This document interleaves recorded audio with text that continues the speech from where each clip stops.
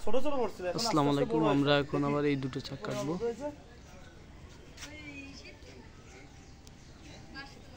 বড়দা তুমি এই জায়গায় দাঁড়াও, এই জায়গায় দাঁড়াও, কাছে চলে একদম কাছে।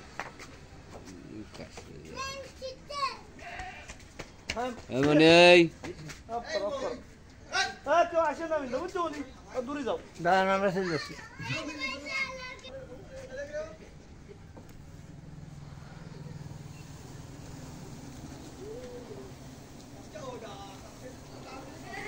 আমরা চার জায়গায় থাকবো, আমরা দেখি মধুর সংগ্রহ করে নেবো।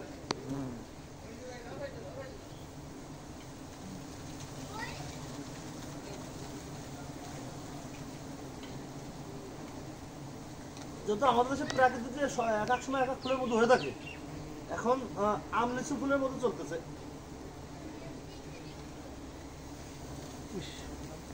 আমরা মৌমাছির ক্ষতি করবো না, শুধু মধুটুক সংগ্রহ করে নেবো। দেখেন কিছু অঞ্চল রেখে দেবো মৌমাছির জন্য, মধু এই অঞ্চলটুকু রেখে দেবো, আমরা এই মধুটুক শুধু সংগ্রহ করে নেবো।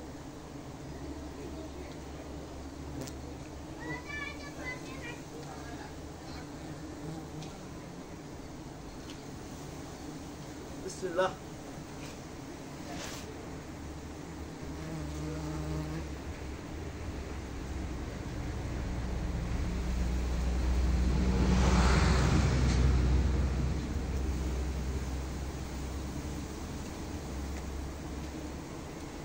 মৌমাছি সুন্দর করে সরিয়ে দিলাম, মৌমাছির ক্ষতি করবো না, শুধু মধুর কেটে নেবো।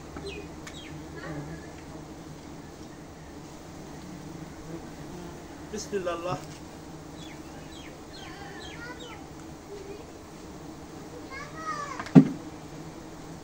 আমরা নিচের চাকের থেকে মধু সংগ্রহ করবো, দেখাবো যে কি পরিমাণ মধু হয়েছে। এখন রানীগুলা হয়ে থাকে এই যে এভাবে সেল করে থাকে, এই যে রানী, এটা থেকে ফুটলে ও রানী হবে, আর ও রানী হয়ে মিট হয়ে গেলে ও মাছি অর্ধেক নিয়ে ভেঙে যাবে। এই রানীর কোষগুলো এভাবে হয়ে থাকে, বড় বড় আর কি, মৌমাছির থেকে ভিন্ন।